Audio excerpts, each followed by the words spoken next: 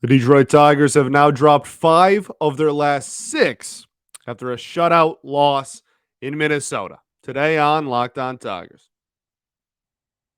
You are Locked On Tigers, your daily Detroit Tigers podcast. Part of the Locked On Podcast Network, your team every day.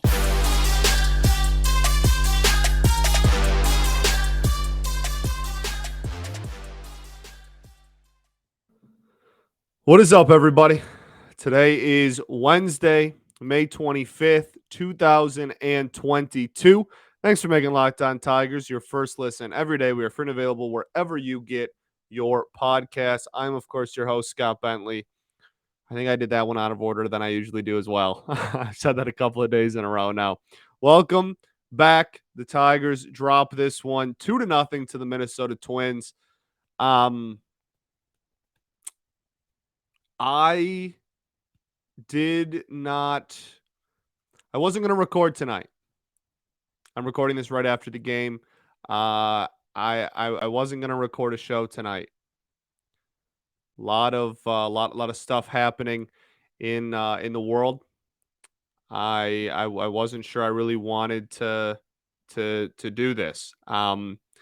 However, I do think that sports can be a beautiful and necessary escape. I've talked about my mental health journey quite a lot on this platform. I have talked about going to therapy and all that, and how important having somewhat of an escape where you can just relax for a little bit, even if it is talking about a shutout loss on a bad baseball team.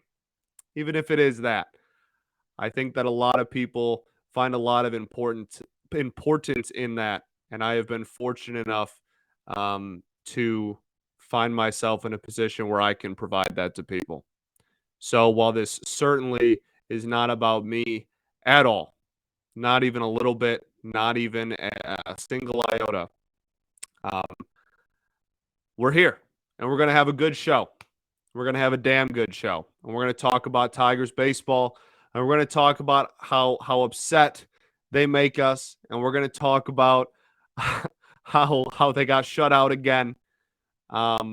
Because just as it is, I think an important escape for some listeners out there. This is my escape too. So let's just all be kind to each other. Spread love as best you can, and let's talk some Tigers. All right, Tigers dropped this one 2-0.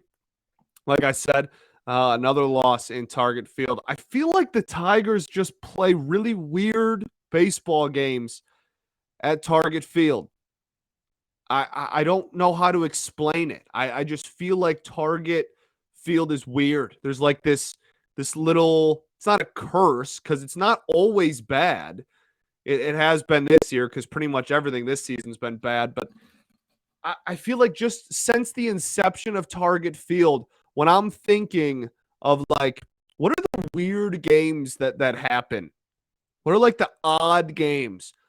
Like 70% of them are just in this stupid ballpark. It's actually not stupid. It's a beautiful place to watch a baseball game. I'll be completely honest with you. My dad and I went a couple of summers ago. It's just like there was a stretch. I remember, I want to say it was 2016, summer of 16. There was a stretch where there was like 40 runs scored or 50 runs scored in a 3-game series or something ridiculous. And then, in 2020, there was crazy games where we were like down 9 and then came back and then lost. And last year there were weird games with the same thing.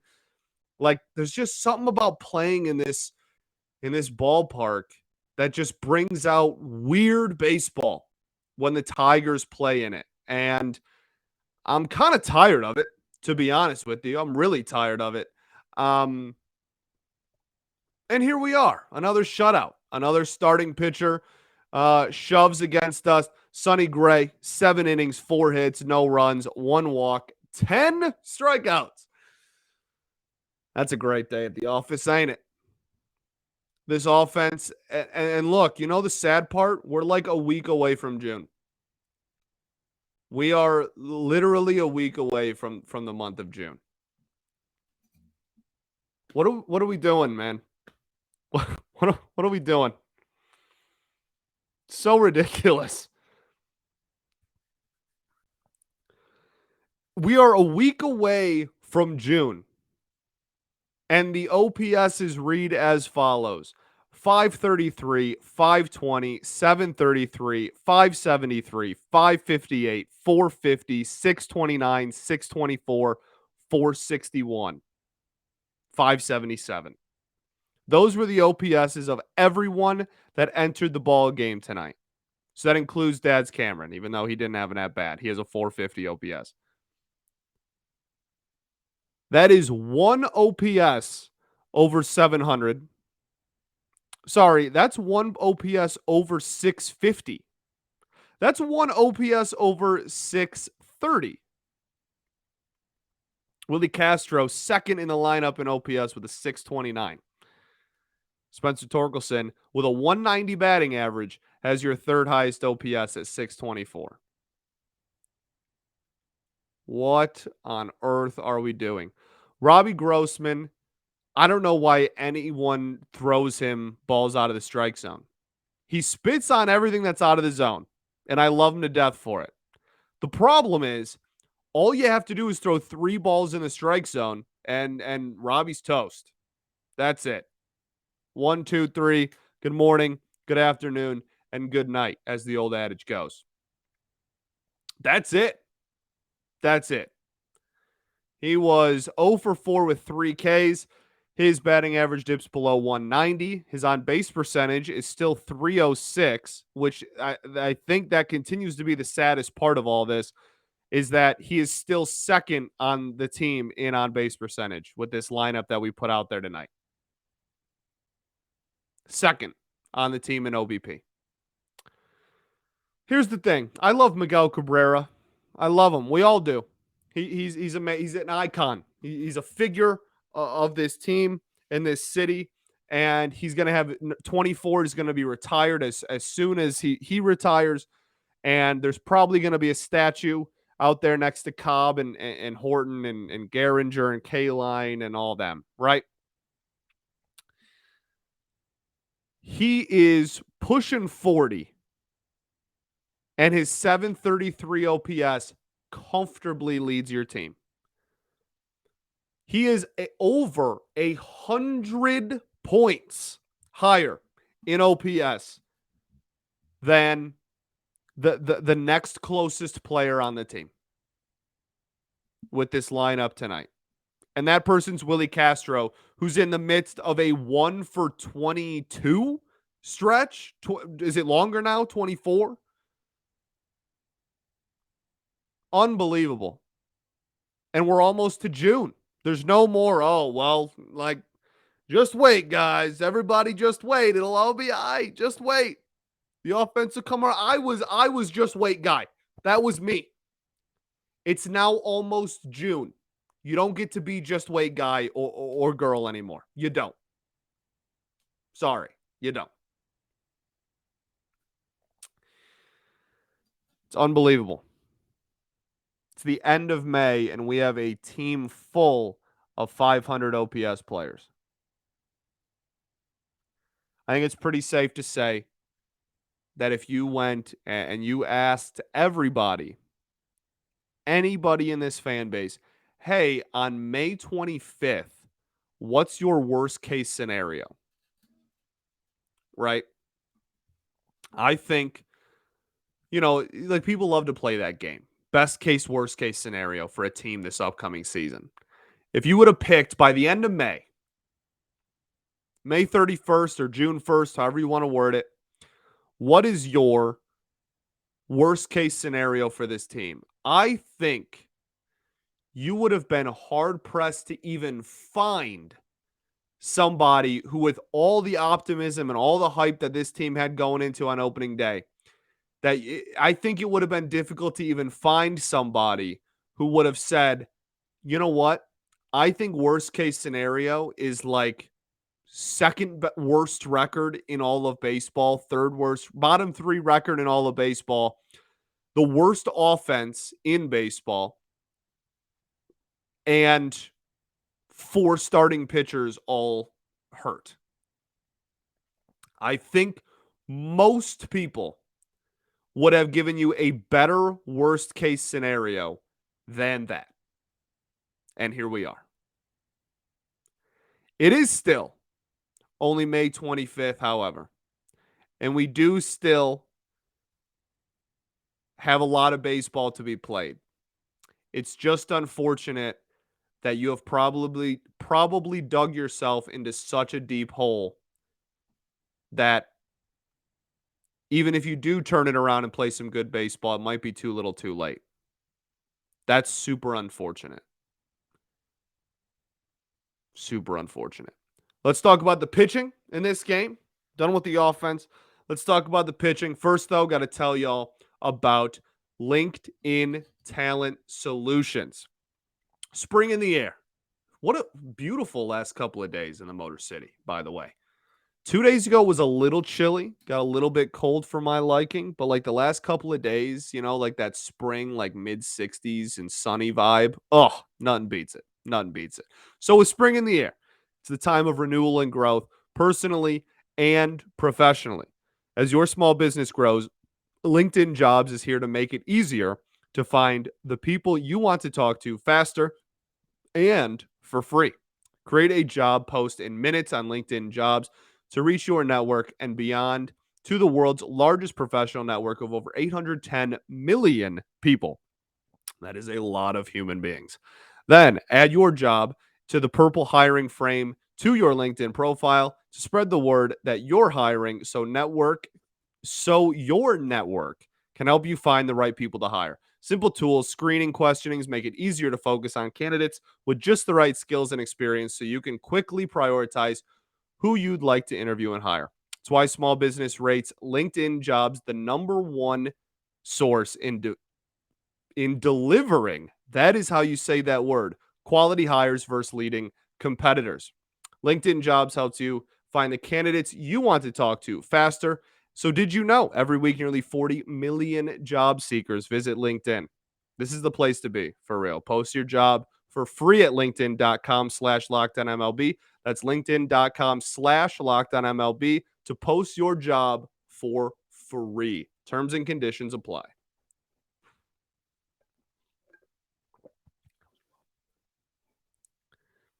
All right, we are back here for segment 2 at Locked On Tigers. Thanks for making Locked On Tigers your first listen every day.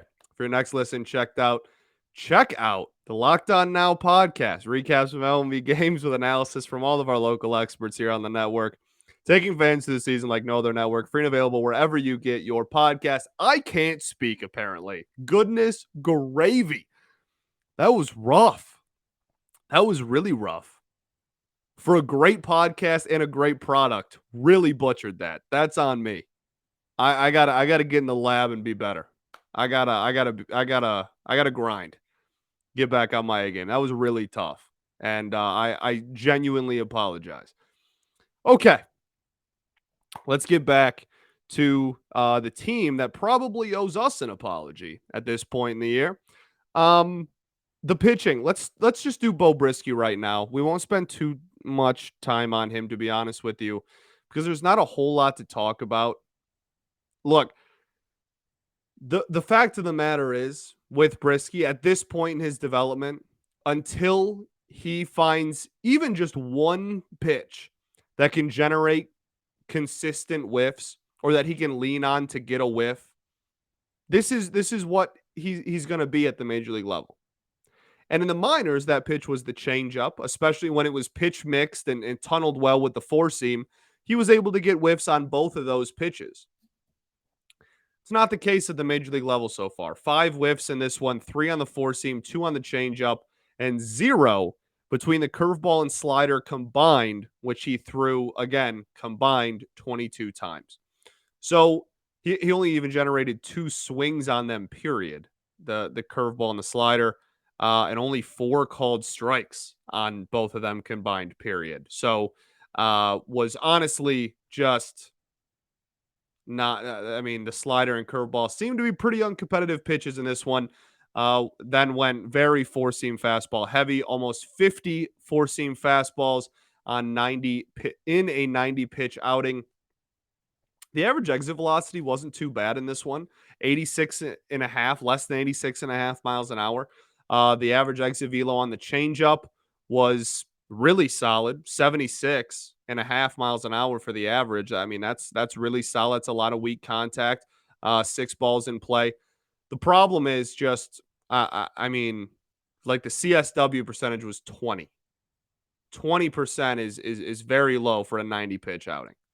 That is called strikes plus whiffs. If you're listening to the show for the first time, don't want anyone to be left behind there.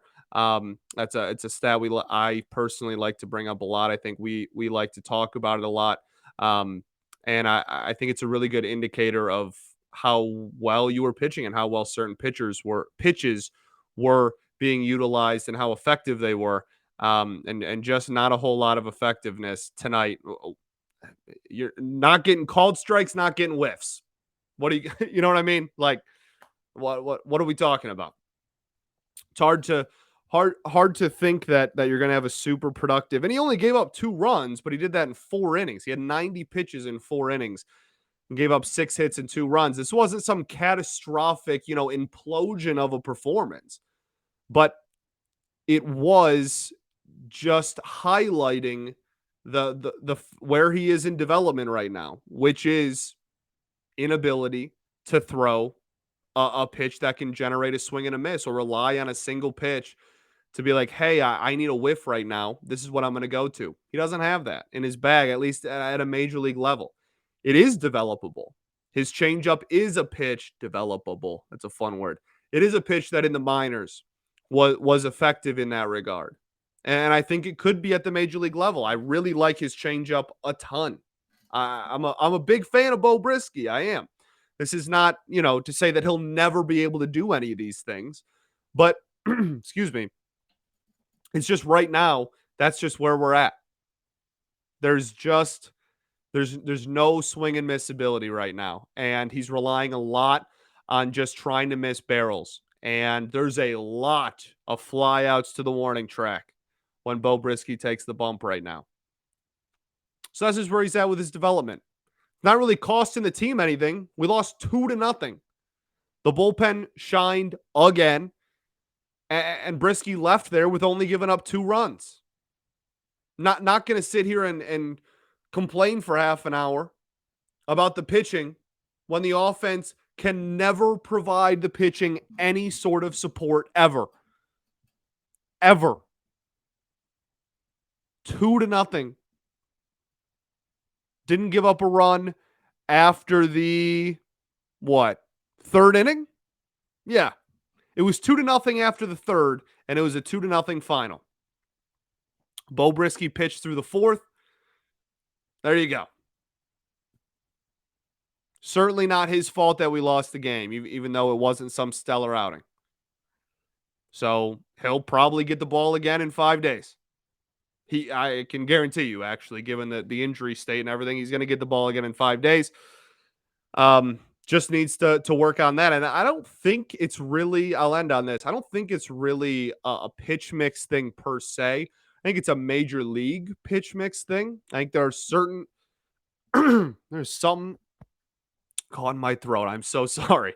There's some pitches and pitch mixes that you can do to generate swings and misses and catch people off guard and get people off balance in the minors and in AAA and AA that you cannot do at the major league level. And it won't work as well at the major league level. We saw it with Tarek Skubal, right? Skubal was a fastball heavy pitcher. Gave up a ton of home runs, still got his strikeouts, but gave up a boatload of hard contact for the first 2 years of his career. year and a half, whatever you want to call it, year in a 60-game COVID season. A ton of hard contact. He was putting up like 14, 15, 16 K per nine numbers in double A. Scuba was. So we know that it's possible to develop past this. We know that it's possible to get there. But where it stands currently, that's just where we are. Still like the kid a lot. Still think he's got a bright future in this league. But we need to get through that. And we need to develop. I think it probably will end up being the changeup if everything goes to plan. We need to develop at least one pitch that can get us some swings and misses. And yeah, there you go. There's your Bo Brisky breakdown. Not his fault. 2-0. Can't win if you can't score. Let's get into the bullpen and the rest of the game and the rest of the team and all that jazz right after this.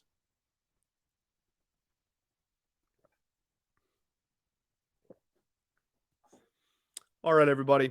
We are back here for our third and final segment at Locked On Tigers. Thanks for making Locked On Tigers your first listen every single day. Free and available wherever you get your podcast, including YouTube, baby. Okay. So let's see. Let's talk about the bullpen, shall we? Let's talk about the pen. Foley, all over the place with the command, but tight-roped out of danger. Mad respect. Also, what are we doing defensively? Really quick. Like Derek Hill, phenomenal play. Like phenomenal play Derek Hill had in center field. One of the best defensive plays we've seen from him all season. Probably the best defensive play we've seen from him all season. He's weird because we were all promised like this elite defender, and if he can just hit decently, he'll be so valuable. And while he's had flashy moments and he's had good plays, as a whole, I've been slightly, I guess, underwhelmed, I guess is the word, by Derek Hill. He clearly has all the intangibles. He clearly has the athleticism to be an elite defender. But at the major league level so far, I just didn't see that, and his metrics didn't grade out that well defensively either. And so it's really nice to see, a really good defensive play by Derek Hill, and he deserves a ton of credit. And hopefully that's a sign of things to come out there. But the rest of the game, I mean, defensively, just like the Willie Castro Javi play, there was a pretty clear play at the plate, and Javi just told him to go to second for who knows what reason.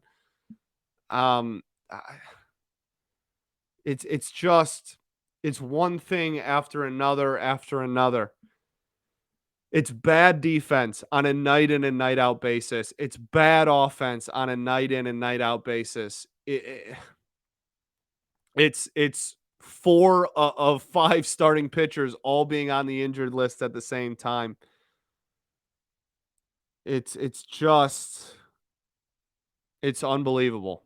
That's really the only word I have for it. It is unbelievable. That is the word. Because again, if you would have told me, give me your best and worst case scenario on opening day, I think this is probably worse than what I would have given you as my worst case scenario. I think it is. I think it would be for most people. Let's talk about that bullpen, though, because it was pretty good again. Didn't matter because we can't score, but it was pretty good again. Jason Foley, like I said, was definitely a little wild. The command was kind of all over the place.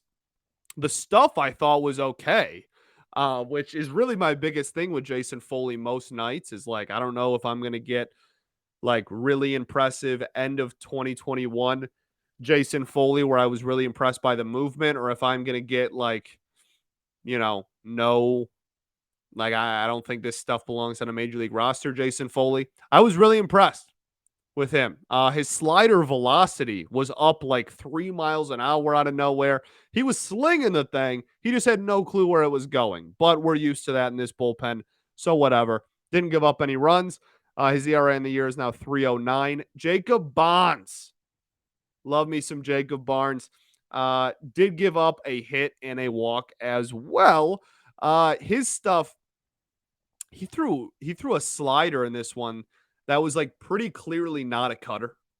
Like he had just like one pitch that was you couldn't have argued like, hey, like that cutter just bit a lot more than the other ones. Like, no, that was a breaking ball. Like that was like 8 miles an hour slower than his cutter. And, it hung, to be honest with you. And it got ripped. Now it didn't end up costing him because it got ripped to a glove, but it got ripped. Double play, a lot of double plays in this game. We've been turning a lot of double plays in the month of May. It just, again, doesn't matter because we hit into 6 times as many as we pitch into. And again, the offense, we're done talking about the offense. So he did throw that, and I was like, what the heck? I audibly out loud was like, what the hell? What are we doing? But the cutter, we've said all year with the thing with Jacob Barnes, if both of the pitches work, he's really good. And if he mixes them in well, it's really good. But it seems that every outing, the cutter either gets crushed or the four seam gets crushed. In this one, the cutter was thrown 9 times. It got whiffed on twice, which is good. Called a strike once. So that's a 33% CSW percentage. That's obviously really impressive. The thing is, it did get ripped as well. 100 miles an hour off the bat. And the four seam was really weak contact. 1 ball put in place softly, 2 fouls, had a whiff on it as well. He was effective until he wasn't, which I know isn't great analysis, but it's honestly the truth. Let's go to Drew Carlton first. Drew Carlton pitched the last inning, 1-2-3 inning with a strikeout, 1 whiff. I don't have too terribly much to say. Didn't see anything from Drew that was like mind-bending. Oh my goodness, reinvented Drew Carlton, but also didn't see anything that was, catastrophic or like, I don't know why he's a major league pitcher either. Drew Carlton is what we thought he was going into the game. Really solid outing. And yeah, his ERA on the year is 0. So shout out Drew Carlton. Michael Fulmer, last person to pitch in this one, last player we haven't talked about, strikes out the side, topping out at 95 miles an hour. Look, Michael Fulmer, his last 3, 4, 5 even starts, he did not look the same. His velocity was pretty comfortably down from where it was at the beginning of the season. And we all kind of thought, oh, brother, we know the history with Fulmer and his injuries. It was a really kind of a scary time because we've seen this movie before and it's, not the sequel or the trilogy. Like we've seen it a lot. And so it's really nice to see him go out there. He hadn't pitched in like a week. It's really nice to see him go out there, pump 95, strike out the side, 3 whiffs in an inning. Just, no balls put in play, obviously. Fantastic outing by Michael Fulmer. Slider velocity was even up than it has been like at the beginning of the season, not by a ton, but by like half a mile an hour. Just all around. Beautiful. So encouraging, so nice to see. Now, I think the biggest thing for me will be his next outing. He hadn't pitched in a week. I'm glad that he still got it, and it doesn't seem to be lingering that long. But the following outing, that's not a week from now, right? Like if he pitches again tomorrow or today, that's going to be the outing that I think we need to pay attention to his velocity the most. But regardless, for the time being, very nice to see him back there. And that'll do it. That's everything. Thanks for making Locked On Tigers your first listen every day.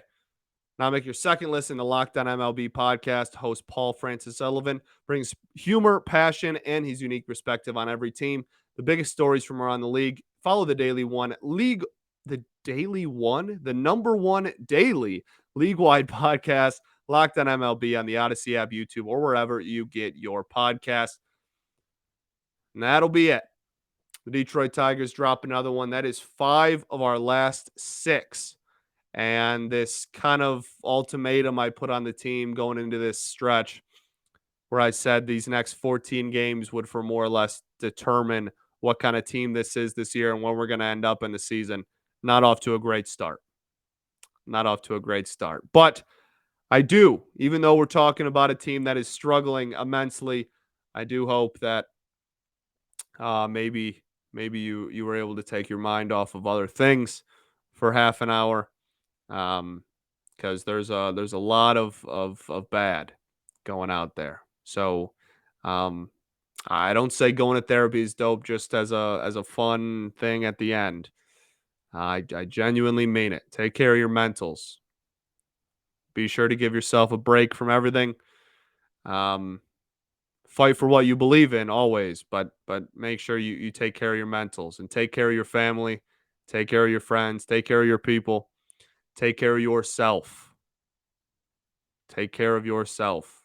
You matter a ton. Take care of yourself. Um, never a more important message in times like these. Take care of yourself. Um, yeah, and keep on fighting. Keep on fighting. Change is needed. All right. Okay. I'm gonna let y'all go. Have a great day.